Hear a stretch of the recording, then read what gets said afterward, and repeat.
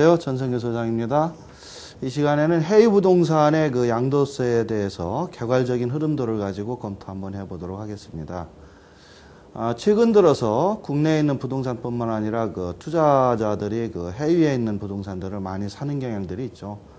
그런데 외국에 있는 그 부동산을 사고 팔았을 때 세금 처리를 그 어떻게 하는지 잘 모르는 경우들이 있어가지고 해외 부동산 그 양도세 계산에 대해서 국내 부동산의 양도세 계산과 차이점, 차별화되어 있는 부분을 그런 부분들을 상세히 설명하면서 말씀드리도록 하겠습니다. 우선은 해외 부동산 양도세라고 해가지고요, 국내에 있는 부동산을 팔 때와 크게 차이점은 없습니다. 다만 몇 가지 공제 항목이라든지 세율 적용 부분에서 해외 부동산이기 때문에 국내 부동산과는 좀 틀리게 적용하는 것이 있는데, 그런 경우를 제외하고는 일반 국내 부동산 양도세 계산하는 것과 똑같은 방식으로 계산을 합니다. 자, 양도소득세 계산이라는 것은 일반적으로 양도 차익을 뽑아내는 계산 방식이에요. 그래서 양도가액이라고 해서 판금액, 양도가액, 취득가액, 이제 양도가액에서 취득가액을 뺀 금액을 양도차익이라고 그러죠.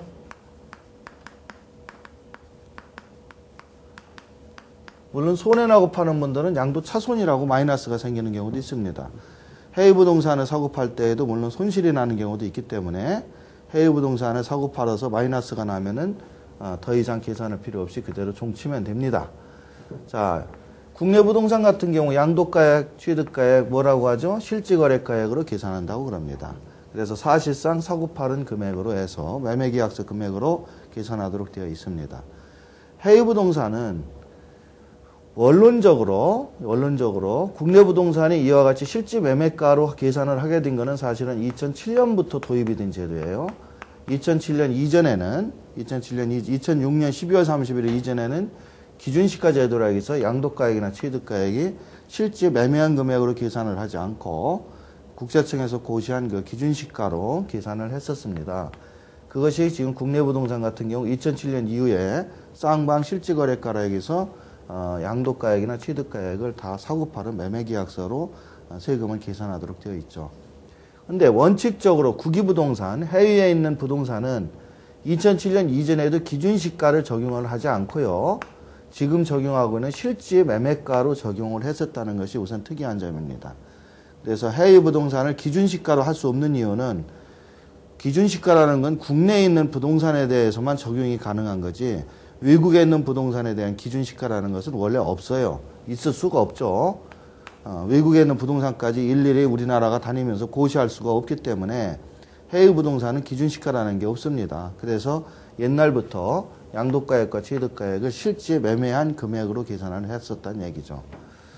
그래서 지금도 양도소득세 계산할 때 해외 부동산에 대한 양도세는 양도가액을 실제 외국에서 팔았던 금액으로 계산을 합니다. 다만 외국에서 실제로 팔았던 금액을 수령한 날, 왜 수령한 날이라고 그러냐면 실제로 팔고 국내 기준으로 따지면 잔금 청산일이 될 것이에요. 돈을 받은 날, 그날 기준으로 해서 외국환 거래법에 의한 환율. 무슨 얘기냐? 외국에서 거래를 하면은 달러라든지 유럽에 있는 부동산이다 그러면 유로화라든지 말레이시아나 동남아시아 중국에 있는 부동산이다 그러면 엔화라든지 이와 같이 그 나라의 돈으로 잔금을 수령을 하겠죠. 우리나라 돈으로 수령하는 게 아닐 겁니다. 그래서 외국 돈으로 수령을 하기 때문에 그 돈을 수령한 날의 환율에 의하여서 우리나라 돈으로 환산을 한다. 그래서 우리나라 돈으로 환가를 해가지고 사실상 얼마에 팔았느냐 이와 같이 계산을 한다는 뜻입니다. 그래서 환율에 영향을 받아요.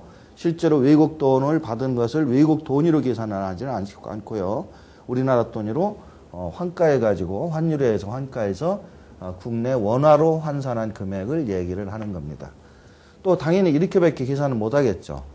취득가액도 마찬가지입니다. 취득 시 실제 지불한 외국환 거래법에 의한 기준환율, 제정환율, 즉 지불한 날이라는 뜻입니다. 그래서 취득 당시에 실제 지불할 때 우리나라 돈으로 지불을 안 하겠죠. 외국 부동산을 취득하면은. 그래서 중국에 있는 상해에 있는 아파트다. 그러면은 중국의 돈인 엔화로 뭐 엔화가 아니라 위안화로 지급을 한다든지, 뭐 일본에 있는 거다 그러면 엔화로 지급한다든지, 이와 같이 외국에 있는 현지 화폐로 지불을 할 것입니다. 그 현지 화폐로 지불을 한 날에 환율로 우리나라 돈으로 계산해서 그 금액을 취득 원가로 계산하겠다.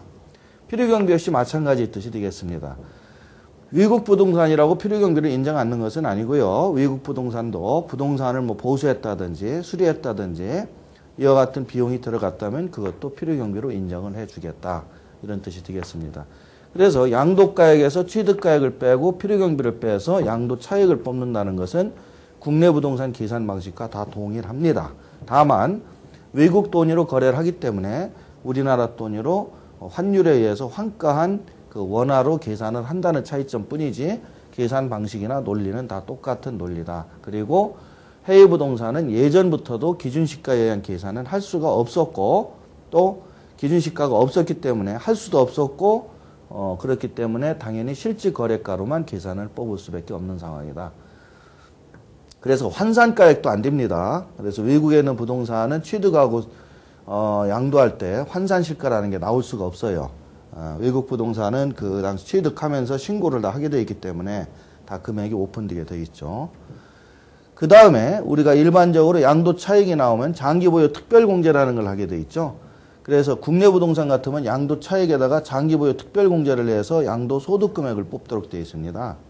근데 해외 부동산은 양도 차익이 나오면 그게 곧 양도 소득 금액이에요. 무슨 얘기냐? 장기보유 특별공제를 2008년부터는 아예 적용하지 않겠다.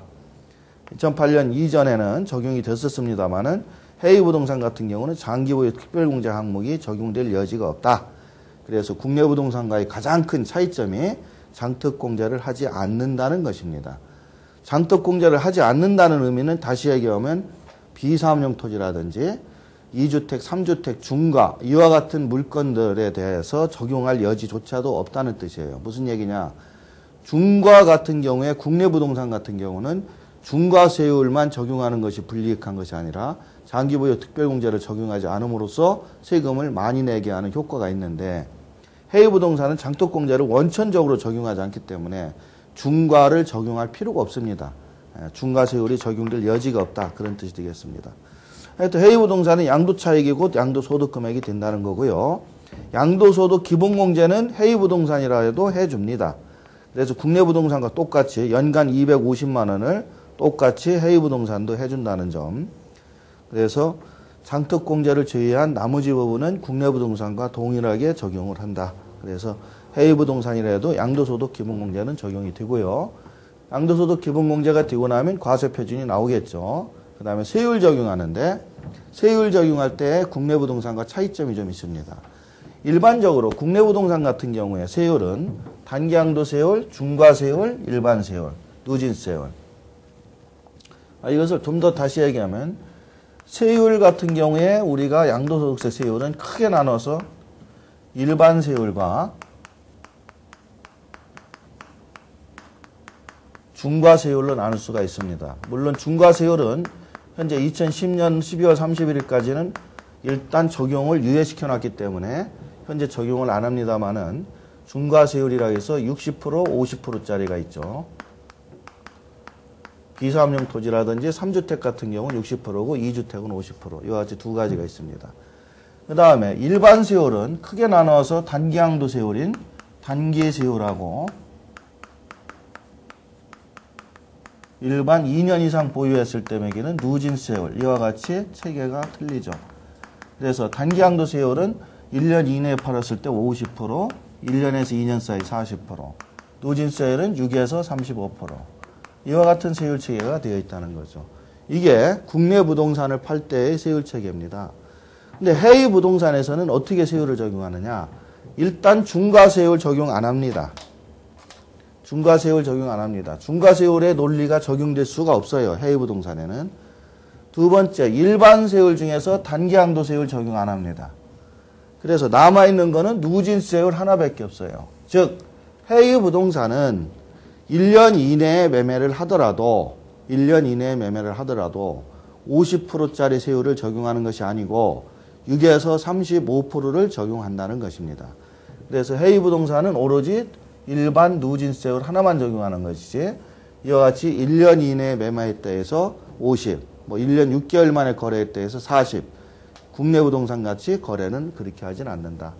물론 이것이 주택이 되든 토지가 되든 오피스텔이 되든 휴양시설이 되든 상관없이 무조건적으로 6에서 35%만 적용한다.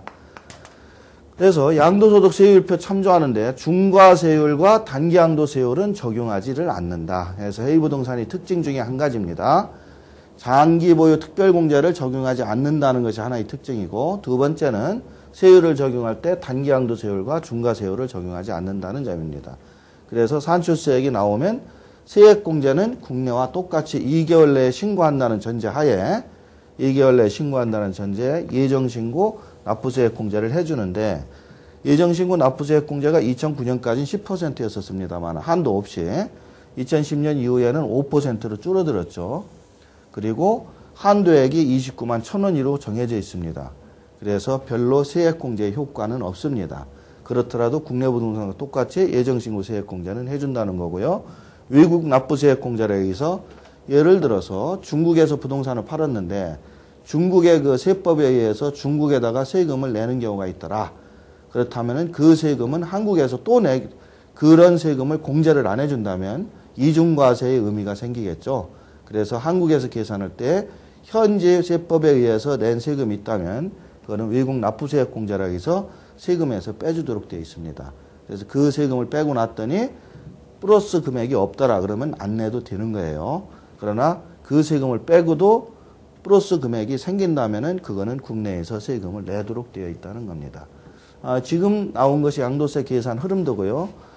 해외 부동산 같은 경우에 두 가지가 가장 특이한 점이 있었습니다. 한 가지는 장기보유 특별공제를 안 해준다. 두 번째, 중과세율이나 단기양도세율은 적용하지 않고 오로지 누진세율만 적용한다. 이런 특징이 있다는 점을 기억하시면 될 것 같습니다. 세율에 대해서는 지금 여러분들 자료에 보시면 그 교환 자료에 보시면은 나와 있어요. 그래서 보유기간이 제한이 없다는 부분, 이 부분을 체크를 해야 되는 거죠. 보유기간이 제한이 없다. 보유기간이 단 1개월이 되든 뭐 2개월이 되든 무조건 6, 15, 24, 35 이렇게 네 가지를 적용한다. 과세표에 따라서. 그다음에 주식 같은 경우에는 중소기업 주식은 10%고요. 그렇지 않고 일반 주식은 20%다. 이거는 국내 자산하고 똑같이 계산을 합니다. 해외 주택과 국내 주택의 차이점에 대해서 말씀드리겠습니다. 해외에 주택을 보유하고 있고 국내에 주택을 보유하고 있을 때의 차이점인데요. 주택이라고 얘기를 하면 1세대 1주택 비과세라는 것이 가장 귀에 익을 겁니다. 그래서 국내에 주택을 보유하고 있으면 3년 보유했다면 비과세를 해주도록 되어 있죠. 물론 서울, 과천, 5대 신도시 지역은 2년 거주 요건이 추가가 됩니다만은 주택 같은 경우에 국내 주택을 보유한 사람에 대해서는 한 채에 대해서만큼은 세금을 과세하지 않도록 되어 있습니다. 그래서 1세대 1주택 비과세를 국내 주택은 적용하는데 해외 주택은 그런 비과세 규정이 아예 없다는 점을 알아두세요. 해외에서 주택 하나만 가지고 있었으니까 이것도 비과세 해줘야 되지 않습니까? 그런 논리는 적용될 여지가 전혀 없다. 방금 얘기했지만 장기보유 특별공제 같은 경우에 국내에 있는 주택에서는 일반적으로 1세대 1주택 같은 경우에는 80%까지도 공제를 해주도록 되어 있습니다. 그 다음에 1세대 1주택이 아니라 하더라도 중과에 해당되지만 않는다면은 연 3%씩 해서 30%까지 그건 주택뿐만 아니라 토지라든지 상가라든지 오피스텔 모든 부동산에 대해서 적용하도록 되어 있어요. 그러나 2주택, 3주택 같은 중과주택 소유자는 장기보유 특별공제를 현재 적용 안 하도록 되어 있죠. 이런 경우를 제외한 나머지는 다 적용이 됩니다. 그런데 장기보유 특별공제를 해외주택은 주택이 하나가 됐든 두 개가 됐든 무조건 적용을 하지 않는다는 점 조금 전에 설명드렸습니다. 그 다음에 세율 같은 경우도 국내에 있는 주택 같은 경우는 일반 세율이라는 것이 있고 단기양도 세율이라는 것이 있고 단기양도 세율이라는 것이 있고 그 다음에 중과세율이라는 것이 있습니다. 그러나 해외 부동산은 중과세율을 아예 적용하지 않고 누진세율인 6에서 35%짜리만 적용되는 거지 단기양도 세율 자체도 적용하지 않는다는 점이죠. 그 그 다음에 국내에 있는 주택 같은 경우는 조세 특례 제한법에 보면은 IMF 때 뭐 산 주택이라든지 또 뭐 미분양 아파트라든지 이와 같이 특례를 적용되는 감면주택들이 많이 있어요. 그러나 해외주택은 그런 감면에 대한 여지가 전혀 없다. 그 다음에 기준시가 규정이라는 것이 2007년 이전 같은 경우에는 국내 주택 같은 경우에 기준시가로 세금을 계산했었습니다. 물론 지금은 다 쌍방 실지거래까지만, 그러나 해외 부동산은 기준시가가 아예 없기 때문에 기준시가를 2007년 이전도 적용될 여지가 없었다는 점입니다. 그래서 이러한 차이점 빼고는 나머지는 전부 국내 부동산의 세금 계산하는 거와 동일하다는 점 그렇게 기억하시면 되겠습니다.